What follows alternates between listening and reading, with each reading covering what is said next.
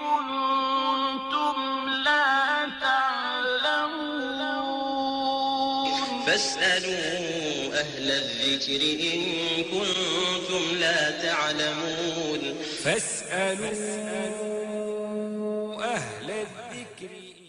C'est l'avant-dernier rendez-vous de la semaine et certainement du mois. Madame, Messieurs, salam alaikum à tous et bienvenue à votre émission Oustaz Ramadan. Aujourd'hui, notre thème est la prière de la fin de la fête de Ramadan. Et pour en parler sur ce plateau, je suis toujours en compagnie de l'imam Mustafa Djouba. Imam, salam alaikum. Alaykoum salam wa rahmatullahi wa barakatuh. Une fois encore, il faut le dire comme ça, nous tirons vers la fin. Ce n'est pas un soulagement comme d'aucuns pourraient le penser que lorsqu'on va déjà dans les derniers jours de la fête de Ramadan, c'est un soulagement parce que nous avons passé pratiquement 30 jours dans le jeûne. Est-ce que nous devons considérer cette période comme un soulagement? Alhamdulillahi Rabbil Alamin. Wassalatu wassalamu ala ashrafil anbiya'i wa imamil mursalin. نبينا محمد وعلى آله وأصحابه أجمعين أما بعد السلام عليكم ورحمة الله وبركاته. Encore et encore une fois de plus, nous exprimons nos gratitudes sur notre Créateur Allah le Très-Haut de nous avoir encore comblés de son bienfait, de se retrouver ensemble autour de sa parole ainsi que la parole de son messager le bien-aimé Muhammad sallallahu alayhi wa sallam. Que le salut et la bénédiction lui soient accordés ainsi qu'à sa noble famille, ses illustres compagnons et sur l'ensemble des musulmans qui ont emboîté et qui emboîteront leurs pas sur son chemin jusqu'au jour de la rétribution. Et pour répondre à votre question, oui, pour les musulmans insouciants, ils vont constater que c'est un soulagement pour eux afin de se débarrasser de cette fardeau-là, si nous pouvons le dire, parce que beaucoup parmi nous, malheureusement, voient que cette adoration comme un fardeau, c'est difficile. Toute la journée, vous êtes appelés à ne pas faire certaines actions, telles que la nourriture, la boisson, et tout ce qui va avec. Donc on voit ça, c'est comme un fardeau et donc il faudra s'en débarrasser de ça rapidement.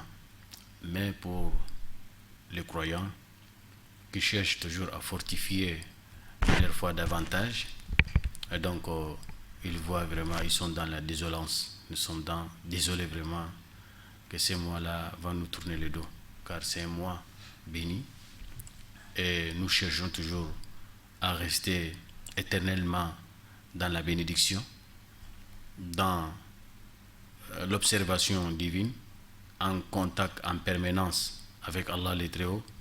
Toutes les portes des miséricordes sont ouvertes et toutes les portes du châtiment sont fermées. Et donc vous voyez, lorsque nous tournons dos à ces mois, donc imaginez maintenant la suite. Vous êtes en permanence avec une bénédiction qui vous accompagne au cours de votre journée, au cours de votre nuit. Et donc après ça, oui, la bénédiction partielle est là. Mais nous disons ici la bénédiction qui concerne ces mois. Ces mois a une particularité auprès d'Allah le Très-Haut. Donc nous disons tout simplement, c'est ainsi que la vie elle est faite ainsi. Chaque chose a un début, toujours il y aura un fin. Et alors, tout simplement nous disons à Allah d'agréer, d'accepter, d'alourdir les plateaux de nos balances à travers les actions que nous avons pu mener, poser dans ces mois bénis, et afin de nous donner encore une longue vie, de croiser encore, de voir encore les autres années des mois bénis de Ramadan en pleine santé, en pleine forme, afin que nous pouvons jeûner. Également, si vous permettez, oui, les mois lui-même, il va partir. C'est pour cela que nous disons toujours à certains frères et sœurs, celui qui a l'habitude d'adorer Allah, soi-disant, dans seulement les mois de Ramadan, donc malheur à toi. Allah, il est présent dans les mois de Ramadan et en dehors des mois de Ramadan. Donc c'est Allah que nous adorons. Et donc, si c'est Allah que vous adorez, Allah il est présent dans les mois de Ramadan, de même qu'il est présent après les mois de Ramadan. Le mois de Ramadan va partir. Le mois lui-même, il s'appelle Ramadan, il va disparaître. Mais l'action, le jeûne est là. Même après Ramadan, on peut faire le jeûne. Il y a certaines personnes, elles sont tellement attachées avec le jeûne. Hebdomadairement, elles jeûnent 2 jours. Dans chaque semaine, elle a lundi, jeudi. Dans chaque mois, elle a aussi 3 jours. Donc si on totalise ça, 2 fois par semaine, donc ça fait 8 par mois. Plus les 3, ça fait 11. C'est comme si nous sommes en jeûne en permanence avec Allah. Donc nous demandons à Allah de nous donner encore le courage, la dévotion et la volonté toujours rester en concordance avec l'adoration de notre Créateur Allah le Très-Haut. Vous n'avez rien raté si vous venez de nous rejoindre. Sachez, le principe de l'émission est simple. Vous appelez à partir du numéro qui s'affiche au bas de votre petit écran ou simplement envoyez-nous un message, soit écrit, soit au vocal, il n'y a pas de souci. Nous allons répondre à votre préoccupation. Qu'à cela ne tienne, imam, rentrons dans le vif du sujet, notamment avec le sujet de cette première partie, la prière de la fin de la fête de Ramadan. Moi, ma première question est de savoir comment l'accomplir, cette prière. Bismillah ar-Rahman ar-Rahim. Encore, nous demandons à Allah toujours de nous faciliter. Comme vous savez, le Ramadan en train de nous tourner le dos, nous sommes à quelques jours, précisément 2 à 3 jours. Seulement le mois de Ramadan va finir. Si la fête va coïncider samedi, donc si nous avons jeudi et vendredi. Par conséquent, si la fête va coïncider dimanche, donc nous avons 3 jours, à savoir jeudi, vendredi et samedi.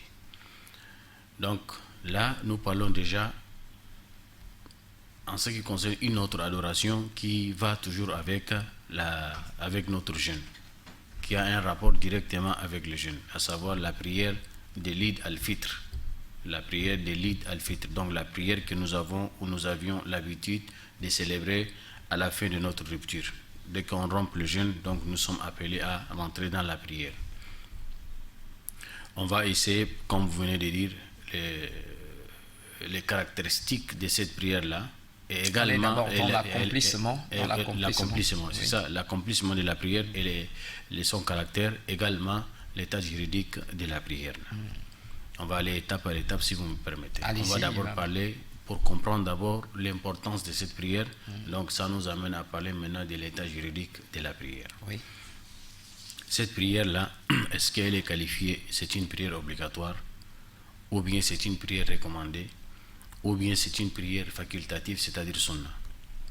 Donc, lorsque nous sortons avec une conclusion, donc nous allons voir l'emplacement de cette prière-là, quelle est la place que cette prière-là occupe dans l'islam.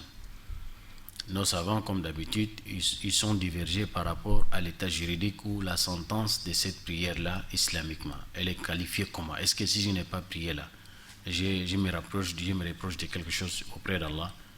Et si j'ai accompli la prière là, quelles sont mes récompenses que je vais trouver devant Allah? L'état juridique de la prière, les savants, ils ont largement débattu autour de ça, à savoir les 4 grandes écoles. Telles que Imam Shafi'i, avec Imam Malik, ils ont dit cette prière-là, elle est considérée comme une prière facultative, mais fortement recommandée. Une prière facultative. Donc, quand on comprend facultatif, c'est une prière sunna. Mais elle est réellement vraiment sunna bien appliquée, car le prophète n'a jamais délaissé cette prière-là durant toute sa vie, pendant qu'il jeûnait, ou bien quand nous parlons de la fête, la fête de Ramadan et la fête des grandes fêtes, la fête des moutons, comme on a l'habitude de dire. Donc, comme le prophète est attaché avec cette prière-là, donc c'est la raison pour laquelle Imam Shafi'i, avec Imam Malik, ils ont dit c'est une prière facultatif, mais bien appliqué. Nous ne devons pas rater, car il y a beaucoup de mérite là-dedans.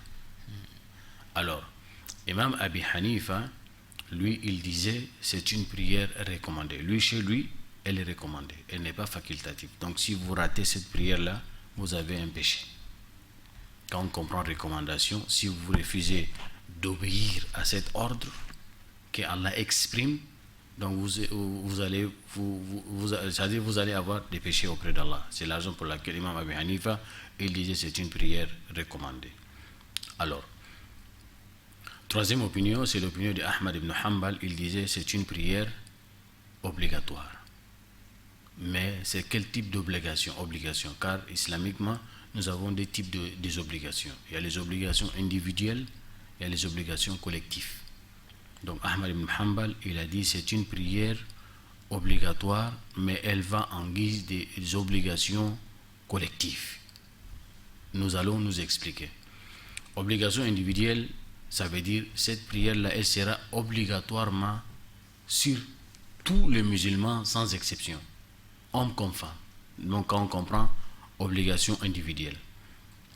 Alors lorsque nous comprenons obligation collective, elle est obligatoire sur un groupe de personnes. Elle n'est pas obligatoire sur un autre groupe de personnes. Si par exemple à Libreville, un groupe de personnes ont célébré cette prière-là, donc ceux qui n'ont pas assisté, ils n'ont pas quoi à se rapprocher.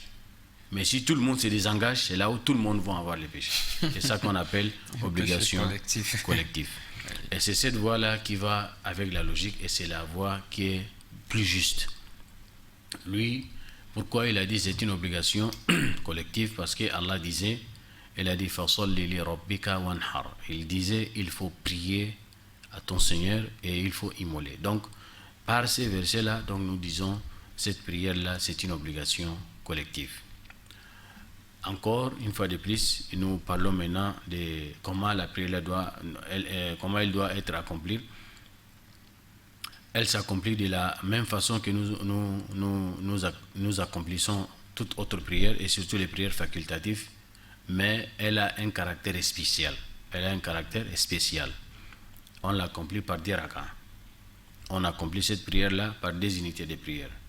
Mais les 2 unités de prière, certaines choses, c'est pareil avec toute autre prière, mais certaines choses changent un peu.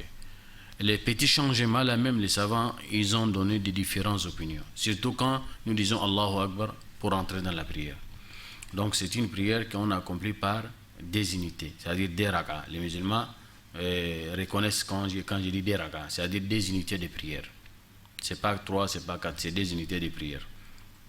Ces 2 unités de prière, vous dites Allahu Akbar, vous rentrez dans la prière, et on vous demande encore d'ajouter plusieurs fois Allahu Akbar, Allahu Akbar, Allahu Akbar. Nous allons expliquer ça tout à l'heure. Deuxième raka aussi, c'est la même chose. Vous vous levez avec Allahu Akbar, et on vous demande encore d'ajouter plusieurs fois Allahu Akbar. Et après la lecture, vous faites tout comme autre prière, et puis vous allez faire la salutation.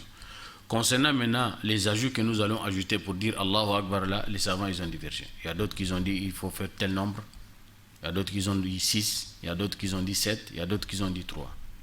Tel que Imam Shafi'i, lui il disait on doit dire Allahu Akbar, on rentre dans la prière. Après on va suivre 7 autres Allahu Akbar. Donc on fait Allahu Akbar, on appelle ça takbiratul ihram, les takbir de la sacralisation, parce que la prière elle est sacrée. Pourquoi elle est sacrée? Quand vous êtes dans la prière, vous êtes appelé de vous soumettre devant Allah, et il y a beaucoup de choses vous sont interdites. C'est la raison pour laquelle on dit la prière elle est sacrée. Et donc cette takbir là, on appelle la takbir de sacralisation. Cette takbir là, ça fait en sorte que la prière elle est déjà sacrée. Donc c'est les takbir qui vous permet de rentrer dans la prière. Après ça, Imam Shafi'i, il faut suivre encore 7 autres takbir derrière ça. Donc vous dites Allahu Akbar, je suis dans la prière. Donc je dis encore Allahu Akbar. Encore je dis Allahu Akbar jusqu'à 7. Ça c'est Imam Shafi'i. Ça c'est premier raka. Après ça, je dois lire les invocations de l'ouverture de la prière. Et je lis Surat al-Fatiha. Après Surat al-Fatiha, je lis Surat al-A'la. Sabbih isma rabbika al-A'la. Quand j'aurai fini, donc je descends maintenant dans l'inclinaison. Je me lève, je fais le sujoud, la prosternation, les 2 prosternations, je me lève. Je me lève avec quoi? Je me lève avec Allahu Akbar. Je me lève avec quoi? Avec Allahu Akbar. Je me redresse, j'ajoute encore 5 autres fois Allahu Akbar. Donc je dis encore Allahu Akbar. Encore Allahu Akbar jusqu'à 5 fois. Et je lis Surat al-Fatiha, j'ai lu Hal Ataka Hadith al-Ghashiya jusqu'à la fin et j'ai terminé la prière. Donc, Imam Shafi'i, lui, il dit, à la première raka, on fait, après le takbiratul ihram, on fait 7 autres takbir. Deuxième raka, après les takbir d'élevé, on ajoute encore 5 autres takbir. Ça, c'est Imam Shafi'i. Imam Malik, il disait après le takbiratul ihram, la takbir qui vous permet de rentrer dans la prière, vous ajoutez encore 6 autres takbir. Imam Shafi'i a dit quoi? On ajoute 7. Imam Malik, il a dit après le takbir de rentrer dans la prière, on ajoute encore 5 autres takbir. Et on termine la première raka. La deuxième raka, après l'élevé de la première raka, avec Allahu Akbar, on ajoute encore 5 autres takbir. 5 autres takbir. Alors, Imam Abi Hanifa disait, on rentre avec premier takbir, Allahu Akbar, on va suivre encore 3 autres takbir. Donc Imam Abi Hanifa, il dit, on rentre dans la prière avec le takbir de l'ouverture, après on va ajouter 3 autres takbir. On lit. Quand on aura fini la lecture, avant de descendre dans le ruku, on ajoute encore 6 autres takbir.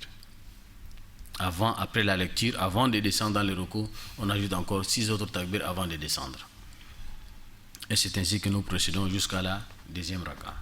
Alors Ahmad ibn Hanbal, lui, il dit, après les takbir de rentrer dans la prière, donc on ajoute 6 autres takbir. On termine première raka. La deuxième raka, après l'élevé, on ajoute encore 5 autres takbir. Et jusqu'à ce que nous allons finir totalement la prière. Et toutes ces opinions-là sont valables, car c'est soutenu avec les hadiths. Sauf l'opinion d'Imam Abi Hanifa, les hadiths qui sont venus autour de ça, et les savants, ils ont essayé de critiquer un peu. Mais sinon, si vous faites votre prière, après avoir entré dans la prière, vous suivez 7 takbir, c'est valable. Vous suivez 6 takbir, c'est valable. La deuxième raka aussi, après avoir été debout, vous suivez 5 autres takbir, c'est valable. 6 autres takbir, tout est valable, la voie, elle est vraiment vaste. Si vous permettez, avant de recevoir les premiers intervenants, maintenant, quel est le temps que nous pouvons accomplir la prière là? Est-ce que la prière là, on dit le jour de la fête, c'est la prière de la fête. Voilà, le thème est là, la prière de la fête, ou l'état juridique de la prière. L'état juridique, nous avons dit déjà, c'est une obligation collective. Oui. Maintenant, le temps idéal que nous pouvons accomplir la prière, est-ce qu'elle est valable toute la journée là, ou bien, donc le temps que nous pouvons accomplir la prière là, 20 à 30 minutes après le lever du soleil. Le temps de la prière rentre déjà. Parce que ici à Libreville, le soleil, par exemple, le soleil s'élève à 6h15. Le soleil s'élève à 6h15. Parce que le prophète, il a interdit de prier la prière pendant le lever du soleil. Il a dit, attendez jusqu'à ce que, à la distance de la lancée, à la distance qu'on lance une lance. Lorsque vous lancez une lance comme ça, là où lance là va tomber, là, quand on va marcher, donc le temps qui prendra, c'est ça, donc le lever s'est levé comme ça. Le soleil s'élève comme ça. Donc nous allons mesurer comment nous mesurons après le lever du soleil par 15 minutes à 20 minutes, nous pouvons déjà rentrer dans la prière. Elle est valable dès le lever du soleil, 15 ou 20 minutes après, jusqu'à avant les zéniths. Jusqu'à avant les zéniths. Donc la prière ne peut être valable qu'après 20 minutes ou 15 minutes après le lever du soleil jusqu'au zénith. Après les zéniths, on ne peut pas prier la prière de la fête. Les zéniths, c'est que le soleil, le moment où le soleil arrive au juste milieu. Ça, c'est le moment des zéniths. Donc, mais de préférence de prier cette prière-là juste après le lever du soleil, 15 à 20 minutes plus tard. Donc, dans les 6h30, 7h. 6h30, 7h, vous pouvez déjà prier. Donc, vous avez encore le temps de prier 8h, 9h, jusqu'à 10h, 11h, à la rigueur 12h, c'est les zéniths. Maintenant, nous avons une situation particulière. Parce que les téléspectateurs vont commencer à vous embêter tout à l'heure là avec les questions. Vous avez le temps de développer. Oui. Donc, nous sommes dans une situation particulière. Donc, tout ce que nous sommes en train de dire est valable le moment où tout est bon. La situation, elle est normale. Lorsque nous sommes dans la situation normale, c'est dans ce sens-là que nous disons. Mais alors, nous sommes dans une urgence sanitaire mondiale. Donc, tous les lieux de culte sont fermés, sont scellés. Et donc, est-ce que cette prière-là, nous avons déjà l'excuse, c'est-à-dire, nous savons qu'elle est obligatoire. On doit l'accomplir dans un espace, dans un espace qui est grand, qui peut regrouper beaucoup de gens. Mais nous avons une situation devant nous. On ne peut pas se retrouver à la mosquée ou là où nous avons l'habitude de prier en groupe, en jama'a. Donc nous avons cette difficulté-là. Est-ce que cette prière-là c'est fini? Je ne dois pas prier ou bien comment? Nous disons, cette prière-là, comme nous avions dit tout à l'heure, c'est une obligation collective. Et à cause de cette collectivité-là, chacun et chacune d'entre nous cherche à maximiser et à avoir plus de récompenses. Si vous avez prié, effectué cette prière, vous allez avoir récompense sur récompense. Donc en ce moment, nous sommes dans l'incapacité d'effectuer cette prière-là à la mosquée, mais nous pouvons quand même, nous avons cette grâce-là encore d'effectuer cette prière-là à la maison. À la maison, nous célébrons cette prière-là de la même façon que nous avons expliqué. On fait premier le takbir, tu as des enfants, 3 enfants, madame, lavez-vous bien, quand vous partez au vendredi comme d'habitude, habiller, porter les beaux habits que vous avez déjà, et venir aligner la famille. Vous priez avec la famille. Donc, vous rentrez seulement avec le premier takbir et vous allez suivre 7 autres takbir. Vous lisez sur votre sabbih, si vous ne connaissez pas même Qul Huwallahu Ahad, et vous terminez la première raka. La deuxième raka aussi, c'est la même chose. Vous levez, vous ajoutez encore 5 autres takbir. Vous lisez sur le Fatiha, sur Hal Ataka Hadith al-Ghashiyah. Si vous ne connaissez pas, lisez là où vous est facile et vous terminez la prière. Mais on n'aura pas fait la khutbah après. Il n'y a pas un serment après ça. Les serments, on fait ça à la mosquée. Lorsqu'on prie avec l'imam, quand il aura terminé la prière, il va nous prêcher, il va nous donner les conseils, prédiquer des conseils, de proclamer la grandeur d'Allah, rendre grâce à Allah qui nous a facilité de jeûner, et nous sortons de ce jeûne-là sans incident majeur. Donc nous exprimons la gratitude d'Allah et en proclamant la grandeur d'Allah subhanahu wa ta'ala. Mais quand il s'agit que nous prions à la maison, donc là, il n'y a pas le serment après la prière. Les spectateurs, il y a d'autres, ils veulent savoir les preuves concrètes qui nous permettent de prier à la maison. Parce que j'en ai déjà discuté dans les réseaux sociaux, depuis 2 jours on parle sur ça. Bon, si on ne prie pas à la mosquée, est-ce qu'on peut prier à la maison? On leur a dit oui, on peut prier à la maison. Ils ont dit bon, où est la preuve que vous dites aux gens que les gens puissent prier à la maison? Oui, nous avons dit on ne peut pas dire aux gens quelque chose que nous n'avons pas une connaissance là-dessus. Lorsque nous disons aux gens de prier à la maison, c'est que nous référons, nous allons une référence. Et cette référence-là est mentionnée dans plusieurs livres. Et parmi les livres-là, il y a Musannaf Ibn Abi Shayba, Ibn Abd al-Razzaq. Également, Imam al-Bukhari aussi a parlé sur ça et il a consacré même, Imam al-Bukhari, il a consacré même tout un chapitre dans son recueil authentique. Imam al-Bukhari a consacré un chapitre dans son recueil authentique, soi-disant pour une personne qui a manqué ou il n'a pas pu prier la prière de la fête, donc elle peut prier à la maison. Notre cas, on n'a pas pu prier la prière de la fête à la mosquée en groupe, donc on peut prier à la maison. Et ça là, c'est valable pour une personne qui a raté. Même si, par exemple, souvent imam a célébré la prière à la mosquée, mais moi je suis venu en retard, ou bien j'ai raté la prière avec imam à la mosquée, donc je viens prier à la maison. Ou bien on n'a même pas célébré la prière à la mosquée, donc je peux prier à la maison. Anas ibn Malik, ça c'est la parole de l'imam al-Bukhari et d'autres, mais ils se sont référés par l'effet des compagnons. Et les compagnons ne peuvent pas dire quelque chose tant que il n'a pas entendu chez les prophètes sallallahu alayhi wa sallam. Parce que les prophètes nous ont demandé de suivre leurs pas, leur chemin. Anas ibn Malik, il disait, lorsque vous manquez la prière de la fête à la mosquée, donc il a dit priez-la à la maison. Priez-la à la maison. Et il recommandait même à ses esclaves souvent, quand ils sont un peu en retard, ils ont raté la prière, il leur a demandé de prier à la maison. Également, Ikrima aussi, il a demandé, lorsqu'on rate la prière, on prie à la maison. Voilà, ça ce sont les références qui nous amènent à dire à nos frères et sœurs, lorsque vous avez manqué la prière, ou comme les cas que nous vivons actuellement, on n'a pas cette opportunité de prier à la mosquée. Donc, les maisons sont là, on peut prier chez nous tranquillement, il n'y a pas de problème. Merci beaucoup, Oustaz, pour toutes ces explications. C'est pourquoi vous êtes sur ce plateau. Je rappelle également, Imam, que Oustaz Ramadan, c'est vos questions. Et hier, nous avons un tout petit peu pris en main un message qui nous est parvenu. Le frère demandait, permettez-moi de revenir là-dessus, il disait s'il était possible de blâmer ceux-là qui vont revendre la zakat qu'on va déposer auprès des imams.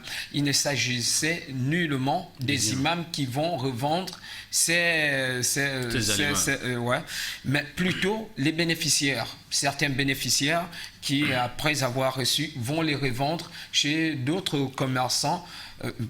Vraiment, je ne peux pas comprendre ce comportement. Bon, d'abord, j'ai revu encore juste pour corriger.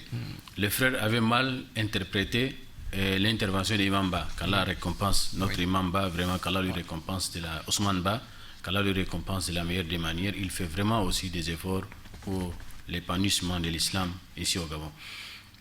Donc le frère téléspectateur, il avait mal interprété l'intervention de l'imam Ousmane Ba par rapport à cette situation. Donc le frère disait que imam Ousmane Ba disait que les gens viendront déposer, ou les gens ont l'habitude de déposer leur aumône pour la rupture à la mosquée, mais on constatait que les imams prenaient ces aumônes-là, ils vont partager entre eux. Donc voilà, il dit non, il faut blâmer les imams, il faut les conseiller, ce qu'ils font là, c'est pas bon. Ça, c'est sa façon de comprendre ce que l'imam Ousmane Ba a dit. Alors, Ousmane Ba n'a jamais dit ça.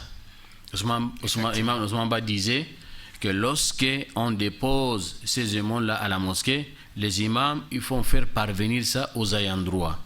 Les récipiendaires eux-mêmes, ils vont recevoir ça, et les imams leur donnent. Donc, à leur tour maintenant, quand ils ont déjà rentré en position de ces aumônes-là, à leur tour maintenant, et ils vont aller vendre ça. C'est ça. Est-ce que ça c'est permis ou n'est pas permis? C'est ça où Ousmane Ba expliquait ça, et les frères il avait mal interprété ça. Bon, les aumônes, quand on prélève ça, soit nous-mêmes, on va donner ça aux ayants droit, c'est qu'on les appelle les récipiendaires, ou bien on dépose ça à la mosquée comme on a l'habitude de déposer chez les imams, car les imams, ce sont nos porte-paroles, ce sont les notables. Oui. Ils sont en contact en permanence avec la population, donc ils sont dans les affaires sociales tout le temps. Ils connaissent déjà la famille indigente, la famille ayant droit, on connaît, donc c'est à cause de ça qu'on les dépose et ils vont à leur tour pour aller faire donner aux autres. Dès que maintenant les récipiendaires sont rentrés en position de ces aliments-là, c'est déjà pour eux. C'est déjà pour eux. Donc, il va aller vendre ou il mange, c'est pour lui. Donc, il est libre de faire ce qu'il fait avec. Ce n'est pas interdit. Mais en même temps, est-ce que vous ne trouvez pas que c'est un effort jeté dans l'eau? Quelqu'un qui a eu la bonne foi de vous offrir à manger, mais vous allez revendre ça comme si ce qu'il a fait n'était rien. Non. Avant qu'on ne continue, lui, je vais répondre à cet appel et on revient juste après. Allô? Allô? Oui. Salam alaikum. Wa alaikum salam. Non, c'est Radio No? Oui, oui. Oui, je voulais poser une question à l'imam. Allez-y. Ouais, c'était à propos de la zakat ul-fitr là. Oui. Ouais. Comme il a dit que non, c'est 2,5 kg. Est-ce qu'on peut donner plus de 2,5 kg? Si vous avez les moyens, vous pouvez donner même 10 kilos, il n'y a pas de problème. L'imam va vous répondre tout à l'heure. Ok. Salam alaikum. Wa alaikum salam. Okay. Imam, je disais donc est-ce qu'on ne peut pas considérer cela comme... Pour celui qui prélève la zakat, allez-y. Pour celui qui prélève la zakat, sa religion lui demande de prélever que les aliments. Pour celui qui prélève la zakat, sa religion lui permet de prélever que les aliments. Parce que pour lui, c'est une adoration. Il ne peut pas sortir dans ces contextes-là. Il a prélevé les aliments en conformité avec la parole du prophète sallallahu alayhi wa sallam. Il a prélevé, il est venu déposer chez l'ayant droit. L'ayant droit, maintenant, il est rentré en position déjà, c'est déjà pour lui. C'est déjà pour lui. Il peut manger, il est libre. Il peut offrir ça à quelqu'un d'autre, il est libre. Il peut aller vendre ça, il est libre. C'est pour lui déjà. Ça n'impacte nullement l'intention de celui qui a prélevé la zakat. Merci beaucoup. Allô?